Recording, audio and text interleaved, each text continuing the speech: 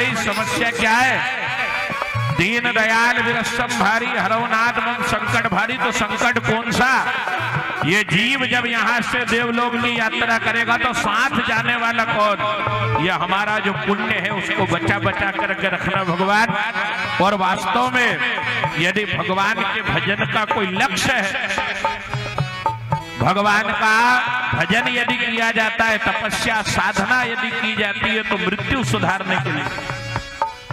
भगवान का भजन ना धन के लिए, ना दौलत के लिए, ना पद प्रतिष्ठा के लिए किया जाता है। भगवान का भजन किया जाता है केवल जीव के कल्याण के लिए। और जब जीव के कल्याण का संकल्प करके भजन करने लग जाओगे तो अपने आप जीवन में मस्ती आ जाएगी। अच्छा, तरह तरह के अनुष्ठान करने से, टोटके करने से जीवन में हस्ती बन जाएगी आपकी, पर मस्ती कैसे आएगी? हस्ती बना लेना भगवान के भजन का प्रतिफल नहीं है। जीवन में मस्ती आ जाए, ये भगवान के भजन का प्रतिफल है। और मस्ती कब आएगी? जब जीव का कल्याण करने का भाव से हम तपस्या करेंगे, दान करेंगे, धर्म करेंगे, पुण्य करेंगे, सेवा भजन करेंगे। पांचों पांडव स्वर्ग यात्रा के लिए चल पड़े और इधर परीक्षित ने दिग्विजय करना आरंभ करा और अपने राज्य में कली को प्रवेश दिया। कली कहां कहां है? हम बोलते हैं कलयुग आ गया, कलयुग आ गया। कहां आ गया? हर जगह कलयुग नहीं आया, सारे ब्रह्मांड में कलयुग नहीं आया। कलयुग कहां आया? कलयुग के तो 5 स्थान निश्चित है, 5 के अलावा छठी जगह पर कलयुग नहीं है। कहां कहां? बोले कलयुग का सबसे पहला स्थान है जुआघर, दूसरा है मदिरालय, तीसरा है असत्य, चौथा है वैश्यालय और 5वां है सोना। सोना कौन सा? पाप, बेईमानी और अधर्म से कमाए हुए स्वर्ण में कली आकर के बैठ जाता है। स्वर्ण धारण करो तो कैसा? मेहनत के द्वारा, परिश्रम के द्वारा, ईमानदारी के द्वारा जो कमाया गया धन है उससे स्वर्ण ला करके पहनेंगे तो साक्षात पराम्बा लक्ष्मी आकर के बैठ जाएगी। आर्द्राम यह कर्णीम यष्टिम सुवर्णाम हेम मालिनी। और पाप, बेईमानी से, अधर्म से कमाया सोना, कहीं ब्याह में जाओ, कथा में जाओ, बाजार में जाओ, कोई नाक कान गले का कहीं स्वर्ण पड़ा हुआ मिल जाए तो रखना मत है, छूना भी मत। और यदि आपने लाकर के तिजोरी में रख लिया, आज की कथा तो 60,000 की हो गई, एक कान का झुमका मिल गया ना ना, तो वो सोना जाएगा जरूर, पर जिस दिन जाएगा उस दिन पहले का जो रखा था वो सांस लेके जाएगा। हमारे एरिया में कहावत है, बांदरी भी भग गई और सांकल ले गई सांस। जाएगा जरूर, अधर्म का, अन्याय का, दुराचार का, व्यभिचार का आप यदि लेकर के आए तो जाएगा, निश्चित है। पर याद रखना, और सारा घर का चैन, अमन, मेहनत, जो प्रेम भाव इसने सब साथ में लेकर के जाएगा। इसलिए वो रखना जो हमारे परिश्रम से कमाया गया, हमारे उद्यम में भी सर्वत्र हमारे उद्यम के द्वारा जो लाकर के संग्रह किया गया वो हमारा। जहां असत्य बोलने वाले ना हो, असत्य अर्थात व्यवहार में, विचार में, लेन देन में, आदान प्रदान में, लड़ाई झगड़े में कहीं बोलना पड़ जाए असत्य, पर ना बिना कारण झूठ बोलने वाले लोग जा रहे थे, वहां कली आकर के बैठ जाए। मदिरा पान करने वाले जहां है वहां कली, जुआ खेलने वाले जहां है वहां कलयुग है, व्यभिचार कुकर्म करने वाले लोग जहां है वहां कलयुग है। और जहां ना मदिरा पान हो, ना व्यभिचार हो, ना सट्टा जुआ के प्रति मन में कोई भाव पैदा हो, ना अधर्म का स्वर्ण जिनके पास है, वहां कली नहीं आता। बड़े बड़े साधु संत मनीषी तपोधन त्यागी नागा साधुओं को आपने देखा होगा, केवल और केवल भस्म और तुलसी के अलावा तन पे कुछ धारण किया ही नहीं। हमने अपने जीवन में एक जने और भभूति के अलावा कभी कुछ पहने ही नहीं, देख लो कहीं कहीं नहीं। कारण क्या है? जितना हम उपद्रव घड़ेंगे उतने हमारे साथ में, और जब कली आएगा तो क्या होगा? पहले राक्षसों के सींग थे तो अलग ही पहचान में आ जाते थे, पर जब विभीषण जी राजा बने तो राक्षस लोग कथा भागवत में जाने लगे। अब वो बड़े बड़े सीन के कारण अलग ही पहचान में आ जाए। गांव के लोग लठ लेके मारने दौड़े, राक्षस आया। उनने विभीषण से कहा, बोले महाराज बड़ी विडंबना है, आप कहते हो कथा में जाओ, मंदिर में जाओ, पर ये सींग के कारण पहचान में आ जाते हैं ना। तो विभीषण जी ने सींग कटवा दी, अब सब एक सरीके हो गए। अब वास्तव में राक्षस कौन, कली किनके अंदर आके बैठा है? तो गोस्वामी जी ने रामायण में बड़ा सुंदर एक संकेत किया है कि राक्षस की पहचान क्या, कि मां नहीं मात पिता नहीं देवा, साधुन सने करवा वही सेवा। मां नहीं मात पिता नहीं देवा, साधुन सने करवा वही सेवा।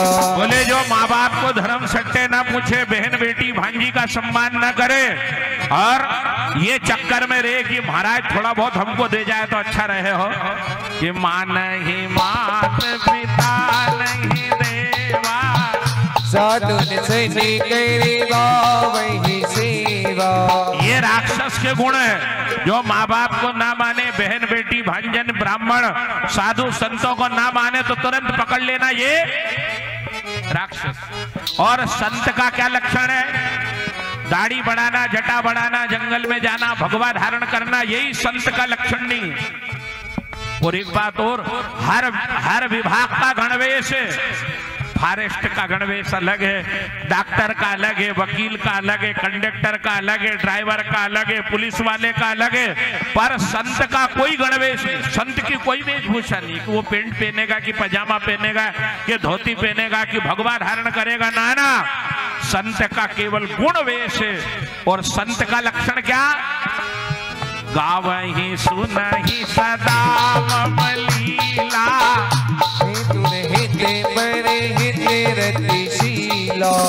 मेरी लीला कथाओं का गुणानुवाद गाता रहे और परमार्थ में निरंतर लगा रहे। ये जो भाई साहब हमारे बैठे हैं, इनको मैं जब से व्यास गादी पे बैठ के बोल रहा हूँ, मैंने जब से होश संभाले, लगभग मुझे 35-36 साल तो हो ही गए होंगे, जब से इनको एक ही काम करते देखा, और वो है परमार्थ। और उसी परमार्थ की, उसी इनकी पुण्य का ये प्रताप है कि आज इनका बेटा एक तो बड़ा भारी इंजीनियर है, एक भाई का बेटा बेंगलोर में नौकरी कर रहा है, और इनका बेटा अंतरराष्ट्रीय वक्ता बना है। तो बाढ़ी पूत पिता के धर्मा,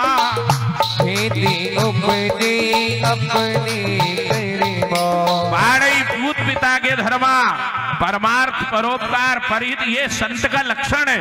और एक बात और ध्यान रखना, हमारा कमाया गया धन बेकार जा सकता है, पर हमारे द्वारा की गई पुण्य ही बेकार नहीं जाएगी। वो आपके काम नहीं आई तो आपकी संतान को उसका प्रतिफल जरूर मिलेगा। ये आज जो हमारी वाणी चल रही है, हमारे दादाजी ने खूब रामायण पढ़ी, बिहारी जी को सुनाई, और उस उनने रामायण सुनाई। ये व्यास गादी पे बैठ के बोल रहा हूँ। कई लोग डिमांड करते हैं कि राम कथा कराना है तो शास्त्री जी को बुलाओ, और मैंने कोई अध्ययन नहीं करा रामायण।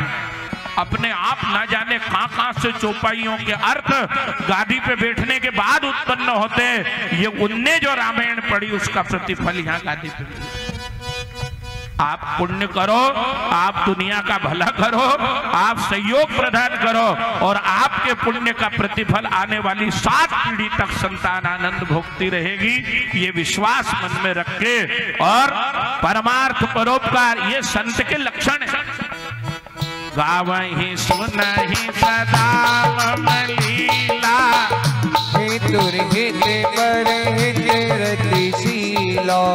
बस कली आपके अंदर प्रवेश नहीं कर जाए, सावधान रहना। कहीं हमारे घर में कलयुग नहीं आ जाए, कहीं हमारे जीवन में कलयुग नहीं आ जाए। अब राजा ने कलयुग को 5 स्थान तो दे दिए, बड़ी सावधानी से सुनने वाली बात। राजा ने कलयुग को 5 स्थान दे दिए, और जैसे ही राजभवन में आया तो जरासंध से छीना हुआ सोने का मुकुट रखा था, राजा ने उठाया और अपने मस्तक पे धारण कर लिया, और कली राजा के मस्तक में प्रवेश कर गया। तो सावधानी, आपने बड़े बड़े विंटी पर्दे लगा रखे हैं घर में, एक गैस फैन लगा रखे, कहीं कचरा अंदर नहीं आ जाए, धूल अंदर नहीं आ जाए, गंदगी अंदर नहीं आ जाए। जैसे धूल कचरा को बचाने के लिए घर में अलग अलग कांच लगा रखे हैं आपने। एक सावधानी और रखना कि कचरा आएगा तो साफ हो जाएगा, पर कई कलयुग हमारे घर में प्रवेश नहीं कर जाए, कलयुग घर के अंदर नहीं आ जाए। और कलयुग कब आएगा? जब अधर्म का धन हमारे घर में आने लग जाएगा, अधर्म का स्वर्ण घर में आया और कली तुरंत आके बैठ जाए। सम्राट परीक्षित जैसा जितेंद्रीय राजा सावधानी हटी और जरासंध से छीना हुआ वो मुकुट पहन लिया, और मुकुट पहनते ही कली मस्तक में प्रवेश कर गया। और जब कली आएगा तो क्या होगा? बुद्धि भ्रष्ट कर देगा, विवेक नष्ट हो जाएगा, अधर्म का पथ पे अपने आप चल पड़ेंगे। राजा संतों का आदर करने वाला, सम्मान करने वाला, चरण धुला के चरणामृत लेने वाला राजा जंगल में गया, और वो छीने हुए मुकुट का परिणाम ये रहा कि शमीक मुनि बैठ के तपस्या कर रहे हैं। राजा गया, बोले बाबा जल पिलाओ, प्यास लगी। बाबा आंख बंद करके बैठे, फिर आवाज लगाई, हे बाबा मैं चक्रवर्ती सम्राट राजा परीक्षित आया हूं। जब आंखें नहीं खोली तो अपने बाण से एक मरा हुआ सांप उठाया और ऋषि के गले में डाल दिया, और जैसे ही आकर के मुकुट उतारा, हो मैंने ये क्या करा? एक संत के गले में मरा हुआ सर्प डाल दिया। ये है उस मुकुट का परिणाम। तो सावधानी रखना कि कहीं हमारे जीवन में, हमारे घर में, हमारे शरीर में कली प्रवेश न कर जाए। राजा पश्चाताप करने लगा, आखिर मेरी पापमयी मति हुई क्यों? उस मुकुट के कारण। शमीक मुनि के 5 साल के बालक को पता चला कोई राजा ने मेरे पिता के साथ ऐसा धृष्ट व्यवहार किया है, तो श्राप दे डाला। इति लिंगित मर्यादा तक्ष को सप्त में हनी। ऐसी मर्यादा लांघने वाले राजा को 7वें दिन तक्षक नाग आकर के डस ले। महात्मा घबराने लगे, अब क्या होगा? ओहो, 5 साल के बालक के मुख से जो शब्द निकल गया है, देव दानव यक्ष गंधर्व विद्याधर किन्नर नाग असुर लोकपाल दिक्पाल, इनमें ऐसा कोई नहीं है जो ब्राह्मण के वचन को काट दे। ब्राह्मण के 5 वर्ष के बालक के मुख से जो शब्द निकल गया वो अकाट्य सत्य है। एक सावधानी जीवन में रखना, ब्राह्मणों से आशीर्वाद लेना, कहीं ब्राह्मण का श्राप न लग जाए। कौन है ये ब्राह्मण? बोले ब्राह्मणों से मुखमा सीध बाहु। भगवान कहां से खाते हैं? भगवान का मुख क्या है? कई लोगों को देखा हनुमान जी के मंदिर में पेड़े का भोग लगाएंगे, थोड़ा सा टुकड़ा लिया हनुमान जी के मुंह में चिपका के आ जाएंगे। कहां से खाते हैं? भगवान के 2 मुख है, एक तो ब्राह्मणों से मुखमा सीध बाहु, ये ब्राह्मण भगवान का मुख है। इनमें जो आहुति डालोगे वो भगवान स्वीकार करेंगे। और एक अग्नि कुंड भगवान का मुख है। अग्नि दूतम पुरोदधे, अग्नि में जो आहुति डालोगे वो भगवान ग्रहण करेंगे। तो जहां तक बन सके ब्राह्मण का सम्मान करना, सेवा करना, आशीर्वाद लेना। और ब्राह्मण से ब्राह्मणो गति, ब्राह्मण भी ब्राह्मण की सेवा करे, ब्राह्मण भी ब्राह्मण का आदर करे, ब्राह्मण भी ब्राह्मण का सम्मान करे। और फिर ब्राह्मण की कोई क्वालिटी मत देखना, ब्राह्मण कैसे ही से। एक बात बताओ, एक अग्नि है हवन कुंड की अग्नि, जो पवित्र अग्नि। एक अग्नि है जिसमें आप रोटी बनाती हो, चूल्हे की अग्नि, वो सामान्य अग्नि है। और एक अग्नि है शमशान की अग्नि, वो अपवित्र अग्नि। पर अग्नि चाहे हवन कुंड की हो, चाहे चूल्हे की हो, चाहे शमशान की हो, जलाने की ताकत सब में होती है। ब्राह्मण चाहे ठेला धकाने वाला हो, ब्राह्मण चाहे अनपढ़ गंवार हो, ब्राह्मण चाहे मजदूरी करने वाला हो, पर आशीर्वाद और श्राप देने की क्षमता भगवान ने उसको देके भेजा है, वो पावर है। ये नहीं करे, ये नहीं समझना कि ये कथा करे जो ही महाराज महाराज है, बाकी से कब्बे से धुलवा ले। नहीं नहीं, सापत ताड़त पुरुष कहता मुनि अस गावहि सीता पूजहि विप्रशील गुणहीना सुदृढ़ गुनि गण ज्ञान प्रवीणा।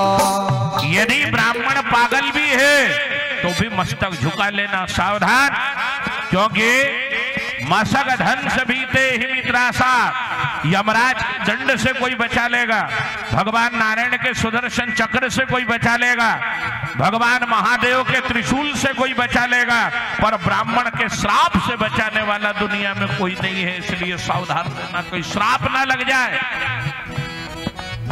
आज 5 साल के बच्चे ने कहा 7वें दिन तक्षक नाग आकर के डसेगा, ये न डसेगा। इस वचन को कोई टाल नहीं सकता। शमीक मुनि ने अपने शिष्य को भेजा, राजा को कहो तेरे जीवन में केवल 7 दिन बचे हैं, तैयारी कर ले, अपनी अपनी तैयारी में लग जाओ। कब जाना पड़ जाए, कौन सा क्षण अंतिम हो जाए, इसका कोई भरोसा है। और राजा को तो 7 दिन मिल गए, चाहे प्रलय आ जाए, चाहे भूकंप आ जाए, ज्वालामुखी फट जाए, पूरी दुनिया मर जाएगी, पर परीक्षित नहीं मरेगा, 7वें दिन ही मरेगा। और हमारा तो 7 सेकंड का भरोसा नहीं है। इसलिए सावधान। और जो 50 साल 60 साल 70 साल के लगभग चले गए, वो तो तैयारी कर ही लो, पल्ला झटकार के हो जाओ तैयार कि अब समय आ गया जाने का, निकल गया समय।